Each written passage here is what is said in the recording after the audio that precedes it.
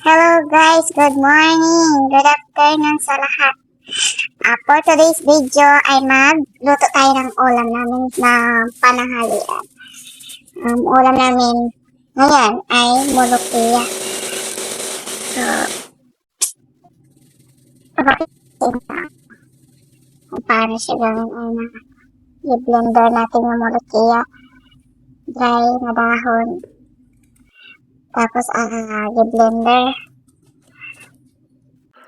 Tapos, ito yung manok na, yung breast. Yan yung ihalo ko sa molokia. Siyempre, kailangan natin hiwain. Hiwain, i-slice, tulad ng paghiwa niya sa puso ko.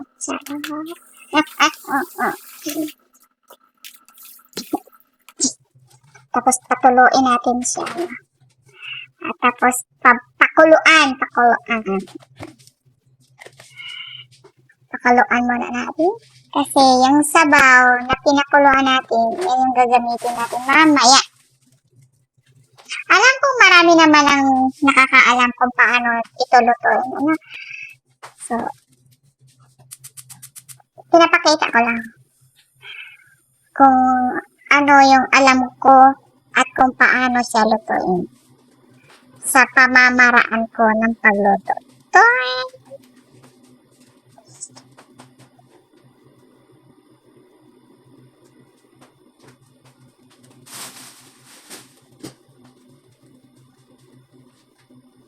Marami pa molokia dry lips yung hindi ko pa na-blender, hindi ko pa ginawang powder.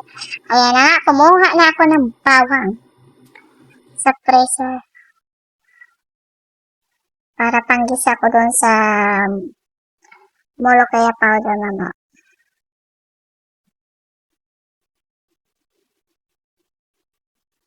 Niready ko na yung mga ingredients, panakot kumbaga sa Bisaya.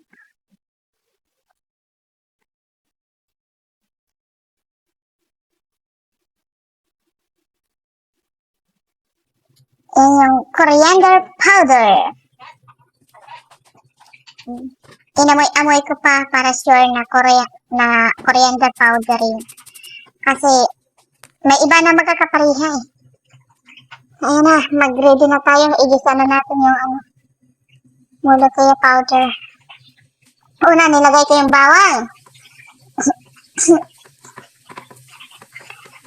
Ginigisa-gisa-gisa ito hanggang sa gold or brownish yung color ng bawang.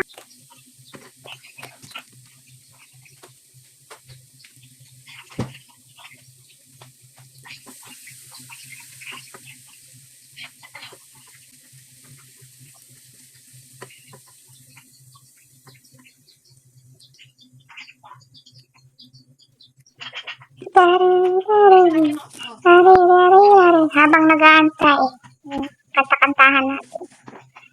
Ayan nga siya, brown na. So, ilagay na natin yung sa 2, 3, 4, 5, 6, 7. 7 kutsara na powder. At nang dahil hindi siya, pangit naman kasi, no? Pag hindi masyadong basa. Aha, diba? So, dapat talaga basa talaga siya. Maraming oil.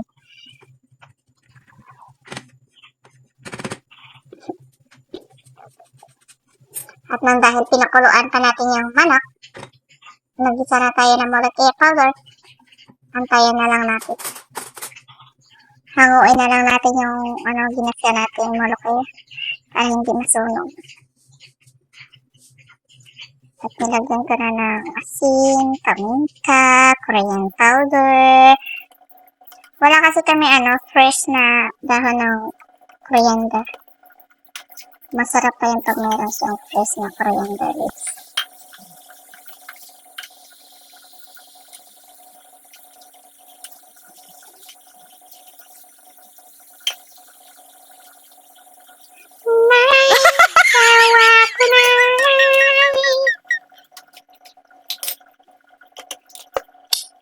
At saka niready na natin yung paglulutuan or ililipat yung sabaw ng manok na pinakuluan.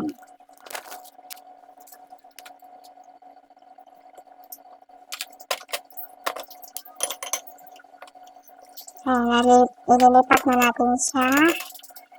Kasi, maya-maya darating na si Amo. Hindi pa ako luto. Oo. Dapat pas-pas tayo niya itong trabaho. Ayan na. Nilagay ko na yung ginawa kong yung ginisa kong mulukiyat powder. So, pakuluan na lang natin ng konti. At nang dahil parang marami yung sabaw, so, nag-isa pa ako ng konti ng mulukiyat powder para idagdag doon kasi ayaw ni Mayura na labnaw. Dapat, malapot-lapot. Kasi, mahilig kasi siya sa malapot. Yan, natikman na natin at okay na din siya. So, ayan na nga. Pakuluan na lang natin ng konti.